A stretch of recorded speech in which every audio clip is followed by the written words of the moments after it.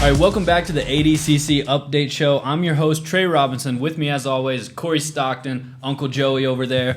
Right now we're in Sao Paulo, Brazil still. We're about to fly back to America, but we had to stop by the BJJ Cria Studios. If you guys aren't following BJJ Cria, go follow her right now. She's one of the best media people in Brazil. She's covering all the best stuff here about jiu-jitsu in Brazil, but she also covers stuff in the U.S. She's always there. So go follow at BJJ Cria on Instagram. And thanks again, Karini. She's behind the camera right now for letting us record in your studio. But let's talk a little bit about the ADCC Trials that just went down in Sao Paulo, the second South American Trials.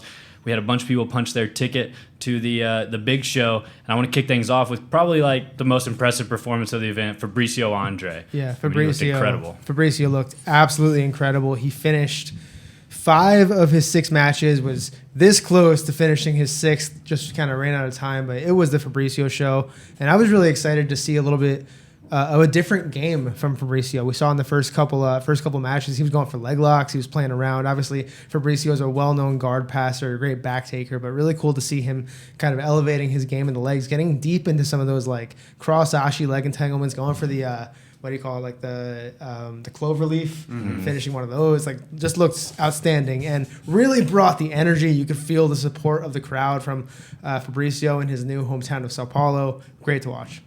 The whole performance from Fabricio was so electric, right? The flying armbar against Felipe Machado is early submission of the year contender. Every time he took them out, I mean, his guard passing looked incredible in some fights. His wrestling looked incredible. His guard work, getting to the leg locks, absolutely unbelievable. Passionate, everything. Something that impressed me a lot was just the fact that he didn't necessarily have to do trials, and he still would have had a really good shot at an invite. But he still came through and put on a wild show in Sao Paulo. Yeah, Fabricio brings so much energy, and just obviously, like, he is the crazy dog. You know, he has a lot of nicknames, the Hokage, crazy dog, bunch of stuff. But he's just so exciting and just, like, rises the energy of the entire event whenever he's there and competing and stuff. And he told us, we went and visited him. He's training at Aliança now, Michael Langhi's gym in Sao Paulo. And he told us that he was going to pull guard and kind of work leg locks more and stuff, you know. And I don't really know why. He just says, like, he wants to develop, you know, more of that game. I kind of just think he's at the point where, like, he's so good and, like, he kind of knew he was going to just dominate this trials that he was like, all right, screw it. Let me just beat these guys in just a new way, you know, a fashion we haven't seen before from Fabricio. He's always just working new stuff and like little behind the scenes stuff, maybe a plug for an upcoming Fix My Game. We got to shoot one with him while we were there, and he hit me with that wrist snap like 2 or 3 times, and to hit a wrist snap at that level is an incredible feat. But he also... Against you mean? Against against the guys he hit it on that actually matter. Yeah. But even the armbar he showed on the armbar he hit on Felipe Machado, he showed me, it was part of the Fix My Game, part of the technique he demonstrated.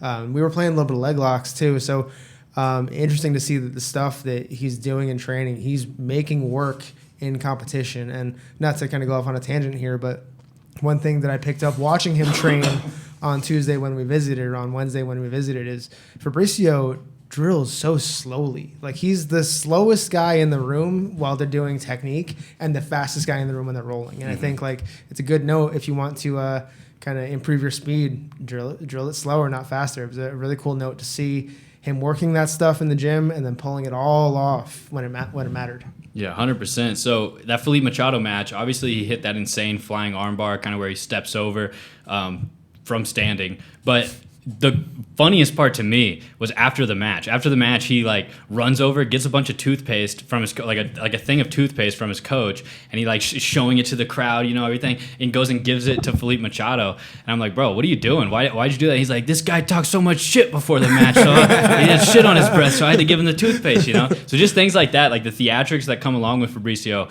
are kind of they make it so fun, to be honest. Like, I feel like even if you're not a diehard jiu-jitsu fan, watching Fabricio is something a casual, like anyone who likes any type of combat sport or any type of just like athletic endeavor could kind of get behind and like enjoy watching Fabricio. He also took Felipe Machado's rash guard after the match and threw it into the crowd, which was so funny. Initially I thought he just like yoinked it from him, you know, just freaking yoink, and then just threw it into the crowd. But he told me that Felipe gave it to him and was like, throw it. So he's like, oh, okay, who cares? And just threw his rash guard, which is so funny to throw someone else's pumps his rash guard into the crowd. Felipe Machado, by the way, so much style on that guy, right? He brought the energy too. You want to talk about somebody who's elevating the energy. He came to fight every match. And I thought it was funny. 2 different trials, right? He did Belo Horizonte and he made it pretty far, I think the quarterfinals. And then he did Sao Paulo, made it the semifinals. He had a different kit for every fight. And that's like 14 fights he did. Yeah. It was wild. And talking about Fabricio and casual fans being able to enjoy that final, especially like the later half of that final he had with Kawhi Gabriel, was so electric. The crowd was going nuts. There was a ton of action both ways. Both guys, I thought, really brought it. Were both really, really impressive. Kawhi makes, both trials finals. I think really elevated himself. But yeah, that final sequence where he takes the back, gets the rear triangle, he's going nuts, sticking his tongue out. I loved it. I thought it was incredible. Yeah, that was so sick. And dude, honestly, I hope Kawhi is all right, because we went back and looked at the videos we have of it, and dude, he for sure dislocates his elbow. Like you can see the snap, and then he kind of like readjusts, and Kawhi gets a little angle on it. But yeah, that was gnarly, dude. And obviously, Fabricio, his braking mechanics are unreal, but he also is so strong looking. Like, I mean, you've rolled with him now. Like, when he gets grips, you just like, they're his. Yeah, you know what I mean? His it's grip like, at that point. I mean, look at the wrist snap, right? He grabs the guy's wrist and snaps it. The guy does like a break dance move. The guy does like a total 360. Fabricio knows where the gym is. Yeah, dude, he like that wrist snap, he's almost too strong. Like I was watching it back and I'm like, dude, I think if he had a little less on it, maybe the guy would have just, went to like north south, or he could have just immediately take the back or something. Completely 360'd him back, and that guy's just back playing. Now he's in his guard. Fabricio threw him so hard. But yeah, so great performance by Fabricio. He's obviously like one of the most exciting dudes in jiu-jitsu to watch right now. So there's been a few guys where it's like, the ADCC World Championship is better when this guy's there, And Fabricio is one of those people. Like, if you start thinking about the 66 kilogram division now and potential matchups, like every matchup that Fabricio could have, I'm excited for. Like with a lot of these guys, every matchup Diogo has, I'm excited for. Owen Jones in the mix, like. Imagine Fabricio Owen, like a rematch. I believe they fought on Honor a while ago, but I just think Owen's like a different guy now. Pato, like there's so many unreal matches, but I think one thing that could be interesting, thinking about that 66 kilogram division for the World Championship, is Diogo and Fabricio are now on different teams, which means they don't have to face early. They could potentially be on opposite sides of the bracket, and obviously it's a hard run for any guy to get to the final, but imagine a potential Diogo-Fabricio rematch in the finals. Like, I mean, you saw the energy when he faced just Kawhi. It was much more of like a junior member on that team compared to Diogo, who's the defending champ. If you thought the energy there was incredible, and it was, the energy for that is just going to be out of this world. And they're both just such incredible grapplers too, that it's like, dude, this would be crazy. That might be the sickest wrestling match in jiu-jitsu history, to be honest. Like Diogo 100%. versus Fabricio. And even their match last time at the 2022 World Championships, right? It was in the quarterfinals, but there was a little bit of like, I don't know, there was a cloud over that match, right? Because neither of those guys really wanted to fight each other, take away each other's chance to become a champion. They realized it was like one of them was going to have to take away the other's dream. And those dudes like grew up as brothers, So I still think they're friends and everything, but I just think it'll be like a crazy different collision. Right. There's a difference when you're training with somebody every single day and when you used to train with him a year ago. When you guys go back. I'm sure it's still hard, but you're going to fight hard because of that and not in spite of that. Definitely. I want to add one more thing about Felipe Machado. So Felipe Machado, for me, has kind of just like came on to my radar a lot recently, and he is super exciting, super fun to watch. Like, see him at AIGA, all that, these past trials. But there's one thing I've realized about Felipe Machado. This dude reminds me of Peter Pan. have you guys like just think Peter Pan in like what way? Like, whenever he runs out there, he has this, like, joyful energy about him, all right? And he's a smaller guy, and he runs out and he does the big show stuff. And every time I see him run out there and kind of, like, start playing to the crowd. Like and flamboyance. And giving, like, bows and stuff and, like, all of his rash guards and everything. I just, like, I was like, man, who's this guy remind me of? And it finally clicked yesterday. I was like, it's Peter Pan, bro. This dude reminds me of Peter Pan. And I'm going to put a picture of Felipe Machado and a picture of Peter Pan on the video right now so people can make their own assessment. But I don't know what it is. He's got, like, this, like, forever a boy energy about him, where I'm like, all right, this guy might be leading the Lost Boys in Neverland at one point, I don't know what it is, but he's just a Peter performer in every sense of the word, right? Like he performs on the mat. When the mat's about to start, he's amping up. He's staring at the camera. He's talking shit. When the match is over, He, Yeah. signals to the crowd like he takes a bow. He's a performer in every sense of the word. Yeah, 100%. Is there anyone else 66 that kind of stood out? Obviously, Kawhi had a great run, back-to-back silver medals. Like, I mean, that's incredible, dude. And he's still such a young guy that, like, I think we're going to see more and more of him. We're going to keep seeing more of that entire Melky Galvao team, honestly. Like, they just have, like, I don't know how many, like, it feels like an infinite amount of like blue belts right now, 16-year-old blue belts in the 66 kilogram division that are probably just going to be wreaking havoc for years to come on a lot more and more of these divisions. But anyone else stand out to you? You guys want to jump to a different division, another performance that kind of stood out? So one thing I kind of want to note, because it just it's a testament to how tough these trials have been in the whole ADCC season so far, and how tough they're going to be when West Coast comes around, when the second Asian comes around. Is there were 5 ADCC veterans that won trials because they felt like they had to go back and do trials, right? Like, so I think I want to jump on to maybe the next one, Pedro Mourinho, who was in a just who's who division at 88 that had, I think, no less than 3, but maybe 4 or 5 ADCC veterans at 88. Not just ADCC veterans. I think if you count people who had medaled at trials before, it was like 10 or 11 guys. And it ended up producing some really incredible fights. His fight with Almeida in the finals, I thought was one of the best fights of the tournament. So physical. Both guys really left it all out there.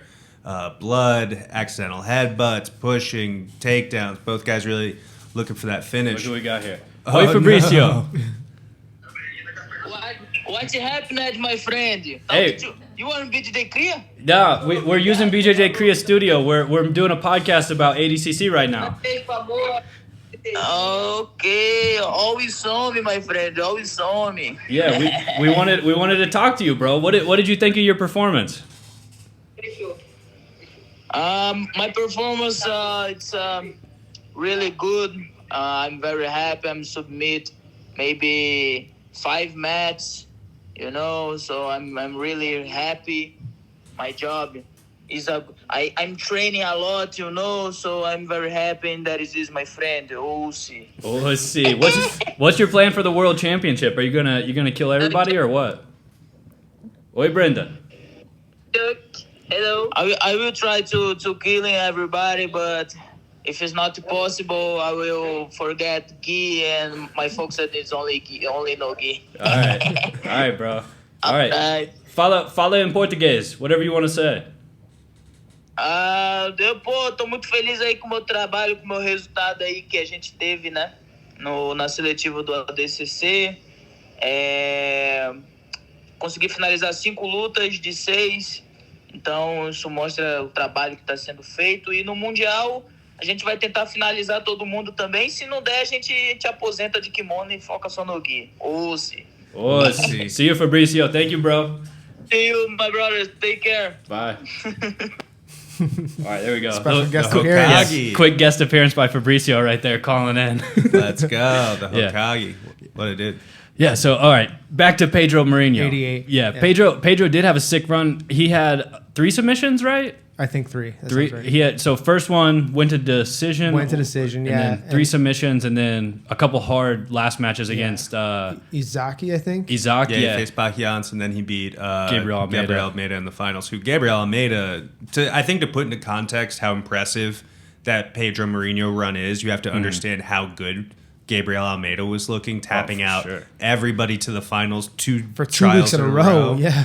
like 14 fights or something like that that he finished. And Mourinho had to dig real deep in that final. Both guys were digging really deep into the overtime, pushing, trading, shoving, and he gets away with the victory. And he's going to be a real factor at 88 at Worlds. Yeah, 100%, dude. Pedro Mourinho is so hard to beat in the ADCC rule set because he knows. He knows you have to shoot on him because his counter wrestling is so good. And he knows that when you do, your head is right where he wants it. And he's just going to scoop it up and go for the guillotine. And even when the guillotine doesn't work, man, he's where he wants to be because you've shot, you've made the first mistake, and then he just puts the pressure down.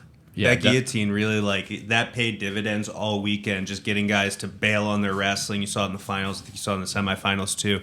Getting you to commit big to your shot, but then let go of all of it because you have to defend your neck. You have to start rolling, give up turtle, give up bottom position.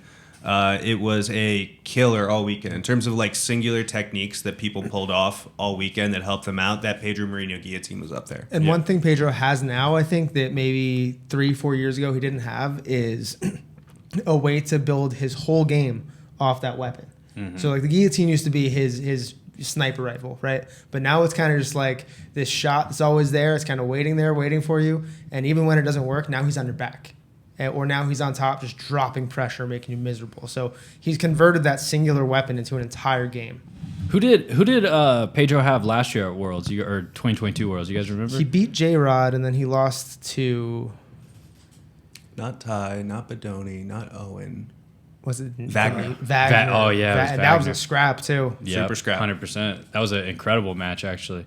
So, yeah, Pedro's obviously, we know him pretty well at this point. Like, he's WNO champ and everything. Like, he's a guy who is always really fun to watch and all that.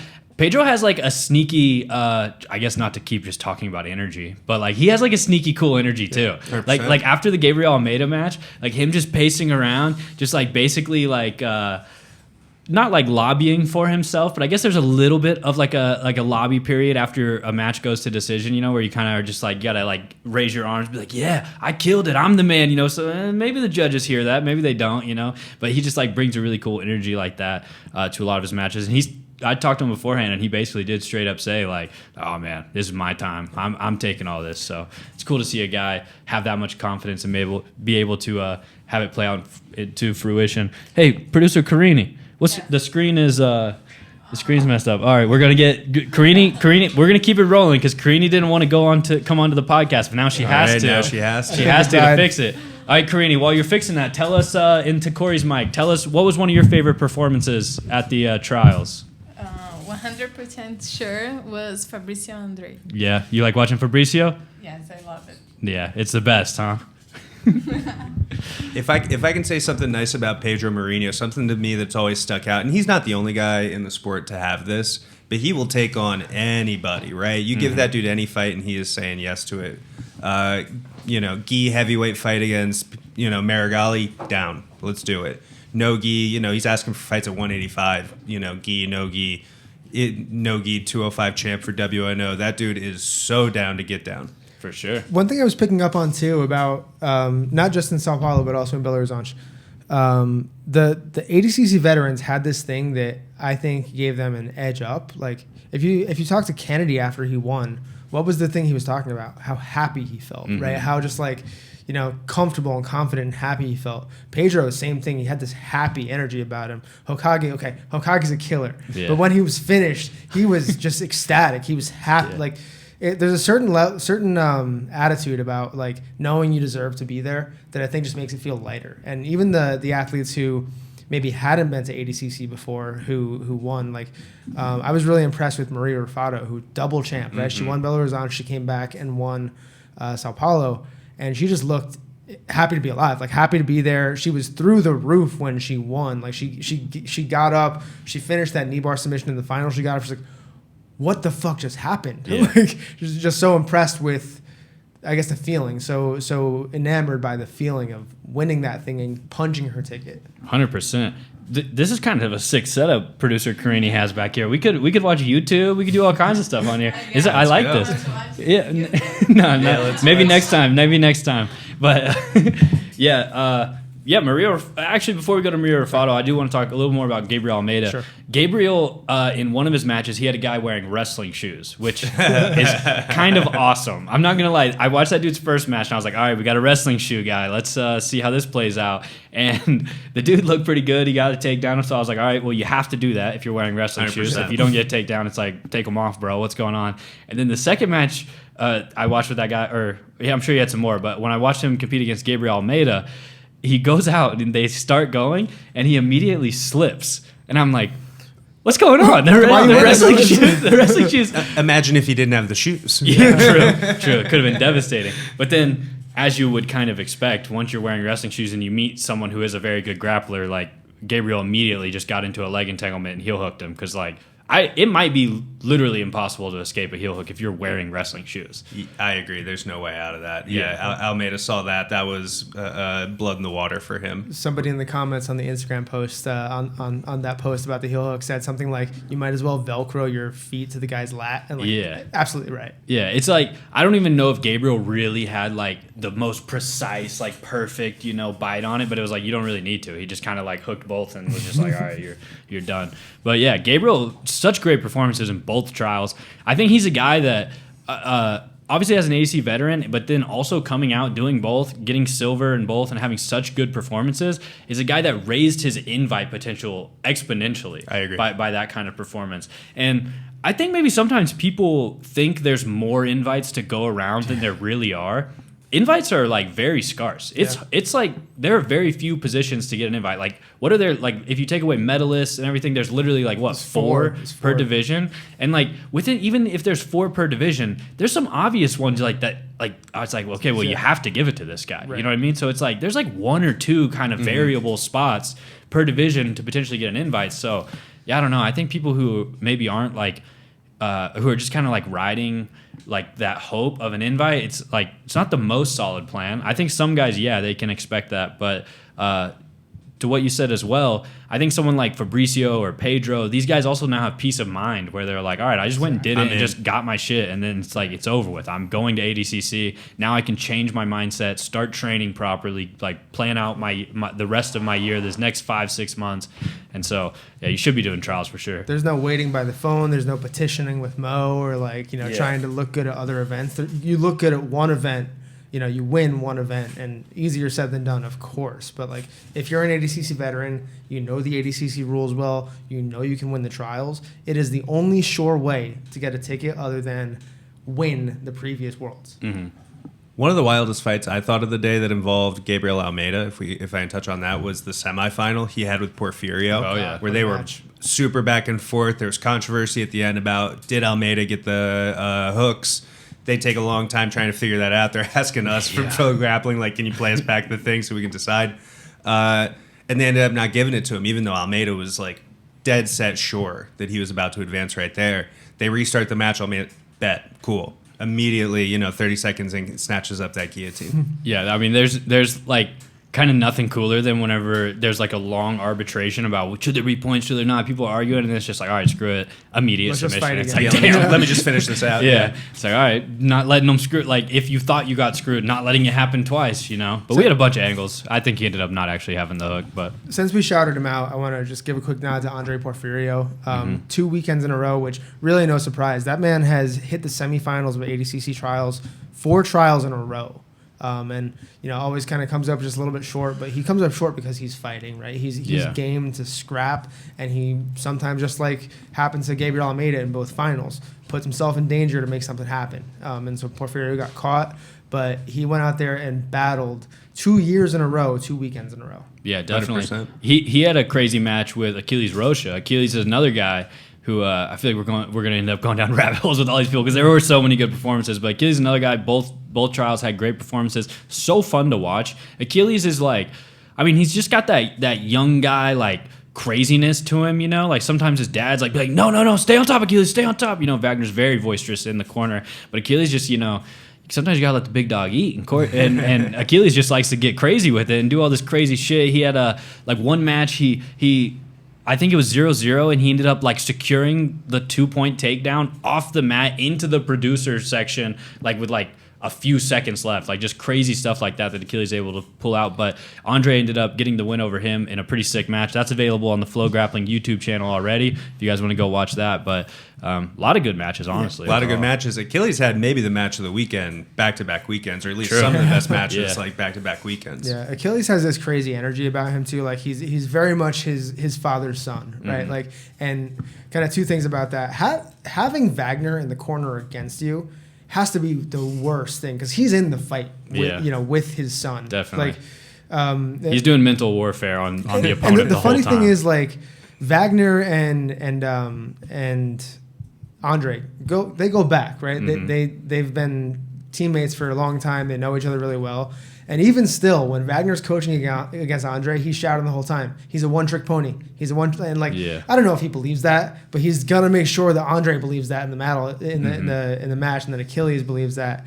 And then that same match, I was kind of sitting by Renee, who was coaching Andrey, and at one point Renee starts yelling, "You're gonna get him! You're gonna tap him! You're gonna tap him!" Achilles stops what he's doing, looks up at Renee, and goes, "I'm not gonna tap the shit." And just keeps going. Yeah. These dudes are crazy, bro. Yeah, these guys are crazy. These guys are wild. Let's talk a little bit about women's under 55, because obviously Achilles' sister, Jasmine, had a great run. She kicked off her first match. She got 2 submissions in her first match, kind of like an awkward maybe tap, and then she just went ahead, asked the person, like, no, okay, and then gave her a second arm bar, so that was cool to see. But I'm kidding there. It was one submission. I'm just joking. But she had a great run until she eventually met Anna Rodriguez in what was like, I would say, one of the most anticipated matches of the day, A-Rod versus Jasmine Rocha. And I think it kind of played out as such. A-Rod broke her nose in that one, A-Rod broke her own nose in that, yeah. Or A-Rod's nose was broken after that match, let's say. But yeah, it was scrappy. It was gritty, right? We saw it first happen No-Gi Pans or No-Gi Worlds 2022. A-Rod, Jasmine was a rookie black belt then. And A-Rod had never competed No-Gi before, to my knowledge. A-Rod won, kind of slid by, but this was a really gritty match. You could tell at points that Jasmine had like the comfortableness advantage, right? She was more comfortable in the match, but A-Rod just kind of made it count. She stuck in there with the wrestling. She didn't let Jasmine kind of bully her around, and she got back and she got gritty. And in that kind of match, like it's really who's tougher. Mm-hmm, for sure. It was a super tough match. I think that Jasmine, especially, she gave an interview earlier that day where she was talking about like, the level of the North American versus South American. I'm going to come down here. I'm going to tap everybody out. I love that about her, that she is not afraid to be as confident as possible, to the point of overconfidence and really putting herself out there. And yeah, that was one of the best fights of the day. That under 55 division, honestly, like, we were talking about Fabricio. Brenda Larissa had some amazing matches on her way after winning the first trials last weekend. That whole division was incredible all weekend. And Anna was wildly impressive on the way to punching her ticket to ADCC Worlds, which I think will be her 3rd No-Gi tournament. Yeah, right? That's crazy. It's wild that some of these scrappiest matches in that whole tournament were in the women's minus 55 division. Right? That's 121 pounds, and these girls were just trying to kill each other. Brenda had 2 back-to-back matches where it was just like, she had her back taken, and then she slips out and takes the back, and then they wrestle and they shove each other around through, off the mats, into the crowd for 18 minutes. Mm-hmm. Yeah, some sick matches there. Obviously, A-Rod punched her ticket. She got the win and everything, but a great performance by Jasmine. I'm sure we'll see her at West Coast Trials now coming at the end of the month, so a lot more grappling to be seen with Jasmine. What else kind of stood out with you guys? I think another guy who, similar to Gabriel Almeida, just like raised his stock so much for the invite, it's probably Jonatas Gracie. Absolutely. Jonatas ended up taking silver. He lost the decision in the final. I think it was a little like, I don't know, some people were calling for like, what's the explanation? How did Jonatas lose? But Robinho ended up getting the win. But Jonatas looked so good the whole event. Jonatas is like a guy where when you see him go out there and like he starts applying pressure and grappling with someone, I guess he's similar to like Dr. Pohada in a way, where it's like if Jonatas Gracie got on top of me and you see him just like look like he has a turtle shell back just suffocating me with like this wet blanket effect, I think I would have to just run away. Like I would have to quit jiu-jitsu, leave the gym, get in my car, drive home, and just hide from him. And the only other guy I can think of that I would do that with is Dr. Pohada. So those are the two scariest guys for me personally. But what do you guys think? Yeah, Jonatas just looks like a lead blanket. And the one thing that you sometimes don't see in his matches, you see it sometimes, but it really came out here was, okay, he's got that pressure, and when you're sick of the pressure, he's just going to take your back and choke you out. Or like that Darce he hit in the quarterfinal was insane. Yeah. Just like he's got crazy submission skill. He just like his pressure makes it so that he's going to make you panic before he gets it. Definitely. 100%. I think something that's really impressive about Jonatas is how he has managed to drop down to 170 without it really taking away any of his strength, any of his intensity. He was a beast up at 185 or up closer to 88 kilos since dropping down to 77. I think this is a great weight class for him. But shout out Robinho. That was another super intense final. I think early on, Jonatas was doing a great job of making a lot of things count. Wasn't able to score, but I think he had a lot of the better exchanges early. I think Robinho had to make it happen late. and he was really the one that was kind of pushing more towards the end, in my opinion. And judges ended up giving it to him. Now Robinho, 2-time Trials champion, going back to ADCC Worlds. He was at 2022 against Mason. Now at 88. Now he's down at 77. And I'm excited to see how he does. He's a real dark horse guy, real underrated kind of guy.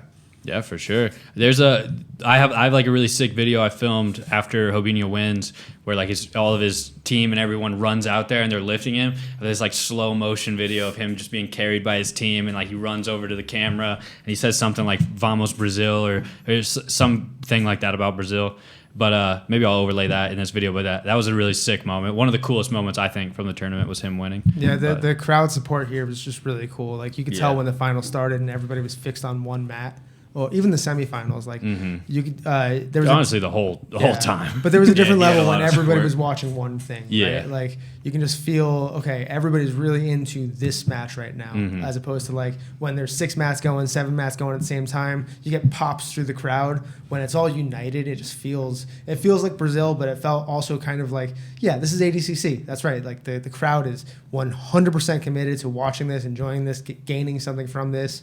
Just wait till there's 14,000 people in that arena, man. Yeah, T-Mobile's going to be crazy. But Brazil does have like its own like special energy, and like I know people who've been to Brazil, even just not jiu-jitsu people, talk about that, like how Brazil has its own energy and stuff. But especially at jiu-jitsu tournaments, it is kind of just like an unreal feeling. Like Brasileiros is obviously like Brazilian Nationals, the gi tournament is obviously insane. It's like in this arena where everyone's kind of like elevated a little bit, like all the fans, so you're kind of in a bowl whenever you're down on the mats and in that area. Down in the pit. Yeah, and it's just like nonstop. You're just getting like it's like waves from the ocean of just noise are constantly just like hitting you and like knocking you down. It is honestly a tournament where if you're there multiple days, you feel like you need to start wearing headphones and like you're gonna go insane. But I think this Brazil trials in Sao Paulo kind of brought that same energy. Belo Horizonte was awesome, and the arena was beautiful. It was such a beautiful arena, but it was just a little too big for like a grappling event, So people were very spread out. You couldn't really tell how many people were there, even though there were a lot. But this one, it was a little bit tighter of a venue, a little more intimate. It still had like that cool kind of bowl/pit effect, and you really felt like that kind of like that passion that the Brazilian fan base and everyone brings to it, and kind of the excitement that comes along with that. So it was a really cool trials overall, really exciting stuff. I know Mo was like, he had a lot of good stuff to say about it, and he thought it was one of the best trials ever. I kind of agree with that. 100%. Definitely for South American trials, I think it was one of the best ever. Super exciting. But is there anyone else we're missing on? Anyone else we should talk about? Or I thought Enrique Saccone looked great, and I just like if you don't remember what his ADCC run looked like, because he won trials in 2022. Just looked untakedownable, right? His game is it's well built for ADCC. He's a very good wrestler. He lost to Mergali after I think almost taking Mergali down in the first 3 minutes. I think he suplexed suplexed multiple times. They fireman's him. Yeah, he had some crazy stuff going early against Mergali. He's just such an explosive athlete that like if he gets the right matchup at ADCC, he could go really far, because especially like getting into wrestling exchanges with him, you better pull guard. You better be planning on pulling guard right off the bat with Saccone. 100%. He looked awesome. He looked great last weekend when he had a super fight against Cyborg. Came away with the win there. His wrestling looked incredible there. And then he came into his semifinal especially impressed me. He faced Gaudio. I thought they might have been like the 2 toughest guys in the bracket, if we're being honest. And I think Gaudio's another guy who might be looking at invite himself. But just the intensity. It was straight up like 2 bulls in the field just locking horns, pushing each other. Nobody willing to take a backward step. Off the mat. Big takedown attempts both ways. It was not just like collar tie and wait for the decision. These guys were going after it. And it was an awesome, intense fight. Dude, I wish we had like in soccer sometimes they'll show the like field tracker where they'll show like everywhere like freaking Cristiano Ronaldo covered, and it'll show like how many miles he ran. I would like to see that for Patrick Gaudio versus Saccone. If that's the match I'm thinking of, where at one point every other match was done and they were the only match, and the referee, the juiz, is just like taking them to the center of like 4 mats, this huge thing, and they're still in the freaking production area. It's like, what are you guys doing, bro? Like this is scrapping. You guys are like, they literally covered every single inch of the ADCC mats, like over 4 mats worth of space, and these dudes still got to throw down back where like the sound booth is. Like, I was just about to make another sports analogy. you could kind of see, you know how in baseball when like a strong hitter's up, everybody in the infield kind of backs up. Yeah, the whole like everybody on the outside of the audience Yeah. took a couple steps back when they saw what was happening on the mat. Yeah, You know, dude, it might have been them also. Where I'm pretty sure at one point there were these like little kids, little crianzas sitting on the side of the mat, you know, and I think it was them. It could have been someone else, but maybe not. But they just come flying off the end, and these little kids are just in the danger zone, dude. like a foot away from Patrick Gaudio and Henrique Saccone, just like smashing these little kids, changing their love for jiu-jitsu forever by just getting crushed. Thank God it wasn't Dr. Pohada, because no one could stop that guy if he starts going. For sure. Speaking of Dr. Pohada and guys that seem like no fun to have to fight, Victor Honorio. Yeah. I'm used to seeing that guy fight in the gi. I'm not, like, this is the first time I've really appreciated how jacked and athletic that 100%, dude bro. is. Not just strong, he was super agile, he was fast. For his size, it was like reminiscent of like a football lineman. You know what I mean? Like the footwork and the ability to move quickly. His guard passing was incredible. He was, I thought, just a level ahead of the field in this tournament. Dude, he's so nimble on his feet. It's insane, bro. Like a guy that big should not have a 6-pack. He should not be like as like jacked, Super defined yes. traps. It's like crazy. I can see everything If from the we deltoids. we got to get Victor Honorio. Actually, you know what we should do? We should get Victor Honorio and Dr. Pohada on this show sometime, and we should all do it shirtless. So maybe them. No, bro. We gotta join the club. We all gotta start getting freaking jacked as hell, so we can bring them on. Just have the freaking hunk episode, the hunk edition, where we all just sit with no shirt on. And This just one might be a special edition that we charge for. Yeah, but Victor Honorio did look incredible. Like when Victor like got going, or like when Honorio got going, you know, who was going to stop him? It's like whenever in the final, whenever he decided to like shoot on his opponent and just started driving through him, it's like, bro, either they're going to collide into the wall and the wall is going to be what stops him, or he's going to take this guy down. Like you cannot stop a guy that big, that fast, that technical. Like it's just not going to happen. Yeah. And that was what we saw in the final, right? Yeah. He scored that big takedown out of bounds. They went out of bounds once, I think, and then like 10 seconds later, Honorio was like, yeah, we're just going to run that back. Took him down out of bounds again. This time ended up securing the top position, and Mateus Lino, I think was the opponent, never got back up, right? Was stuck underneath. The pressure was heavy, but the hips were very agile. He was passing, he was mounting, scoring a ton of points. He looked awesome. He's going to be a really tough out for anybody in ADCC World. For sure. One thing that kind of reminds me of is I saw Victor do this. I saw Sassoni do this. I think I saw a bunch of guys do this. Is like after their finals, they got up, they went over to Mo. Mo said, "Congratulations, you're on ADCC." He looked over and said, "Bring that guy too." You know, like they had just so much respect, so much mutual respect for like Pedro what's said that going about on. Gabriel. Pedro said that about Yeah. Gabriel, right? Like there's some level of support here. That okay, we just battled. I know how good you are. I want to see you again at ADCC. Hopefully, we can run it back.